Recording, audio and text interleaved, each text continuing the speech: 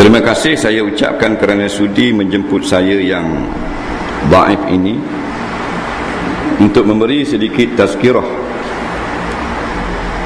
dalam masa antara maghrib dan isyak, yang mudah-mudahan kita ambil iktibar dan pengajaran daripada apa yang disampaikan, terutama kepada diri penyampai sendiri. Dalam sebuah hadis yang diriwayatkan daripada Sahal bin Sa'ad As-Sa'idi,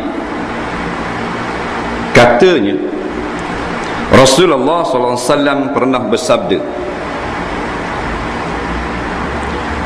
la yudrikni wala tudriku zamana la yuttaba'u fihi al-alim wala yustahya minal halim qulubuhum qulubul a'ajim wa alsinatuhum alsinatul arabi atau kama qala.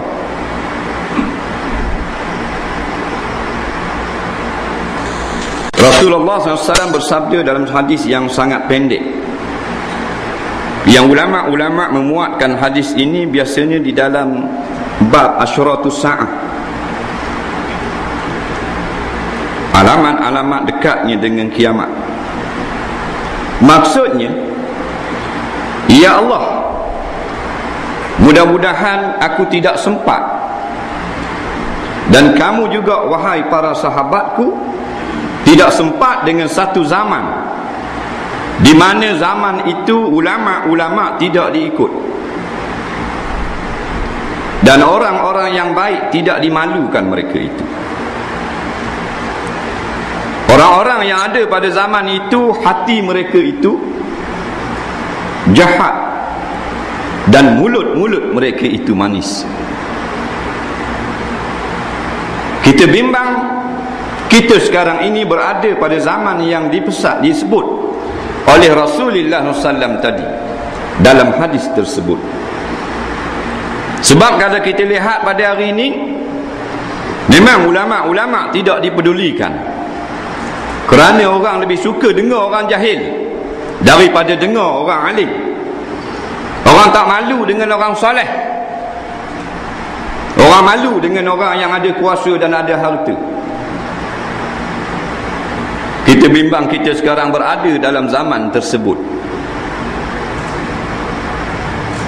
dan kemungkinan besar memang kita telah berada pada zaman itu, kerana kebelakangan ini kita lihat itulah yang terjadi. Sepatutnya ulama-ulama ini kita ikut, tetapi tidak dipeduli, tidak diikut akan ulama, sehingga Nabi SAW menyebut tadi, la yuttaba'u fihi al-alim, tidak diikut pada zaman itu orang alim.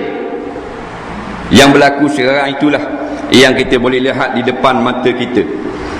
Orang alim tak ada orang nak ikut. Kalau ikut, minoriti, sedikit daripada mereka itu. Tujuan ulama ini bukanlah nak menyusahkan manusia. Ulama ini menyambung tugas para nabi. Apa dia tugas? Mengajak manusia supaya mentaati Allah dan Rasul, mentaati Tuhan yang menciptakan manusia. Maksud hadis ini, orang tak ikut ulama, orang ikut orang jahil. Dan yang berlaku sekarang memang orang ikut orang jahil. Ulama tidak dipedulikan. Firman Allah Subhanahu wa taala, "Falaula nafara min kulli firqatin minhum ta'ifah liyatafaqahu fid din waliyunziru qaumahum idza raja'u ilaihim la'allahum yahzarun." Tujuan ulama-ulama ini ialah supaya nak memberi amaran kepada masyarakat, kepada orang awam, memberi ingatan, memberi pesanan, memberi tazkirah, peringatan, supaya manusia ini tidak lari daripada mentaati Allah, tidak menyeleweng daripada garis-garis agama. Itu tugas ulama. Jadi ikut ulama maknanya orang itu mau kepada keselamatan. Tidak mau ikut ulama, orang ini nak kepada kerosakan. Kerana ulama mengajak kepada benda yang baik, kepada maslahah. Tetapi kejahilan mengatasi akan ilmu pada akhir zaman, hingga dikatakan qalilun ulama'uhu wa katsirun juhala'uhu. Ramai yang bodoh, yang jahil, yang pandai-pandainya sedikit pada akhir zaman. Itulah sebabnya. Natijahnya orang yang tolak ulama, orang itu tolak Islam. Orang yang ikut ulama, orang tu ikut Islam. Maka kalau orang Islam tolak Islam, tak jadi Islam lah. Kerana ulama yang mengajak mereka supaya membetulkan keadaan daripada gelap kejahilan kepada terangnya ilmu. Maka orang yang selamat, orang yang mengikut jejak langkah para ulama, yang mendengar nasihat mereka itu. Jadi sepatutnya ulama diikut, bukan untuk ditinggalkan. Ulama tidak suruh manusia buang harta. Ulama tidak suruh manusia ni berhenti kerja. Ulama tidak suruh manusia ni bakar habis harta benda, kereta-kereta dah. Dia hanya menasihati manusia supaya tidak terpesong, tidak melakukan perkara-perkara yang mewajibkan mendapat azab Allah pada hari akhirat nanti. Maka manusia yang bodoh saja yang menolak tazkirah, pesanan-pesanan daripada ulama, yang menjauhkan diri daripada majlis-majlis ulama, majlis-majlis ilmu. Memang hakikat kita tak dapat dah, kerana akhir zaman ini perubahan mesti berlaku. Janji-janji Nabi adalah benar. Akhir zaman orang akan menjauhi daripada perkara yang benar, termasuk yang benar itu lidah para ulama. Orang akan membenarkan para pendusta. Inilah zaman yang disebut oleh Imam Tabarani dalam sebuah hadis, yukazzabu bihi as-sadiq. Zaman di mana orang yang bercakap benar, orang mendustakan dia. Yang cakap betul ayat Quran tak mau pakai, yang cakap nafsu orang ikut.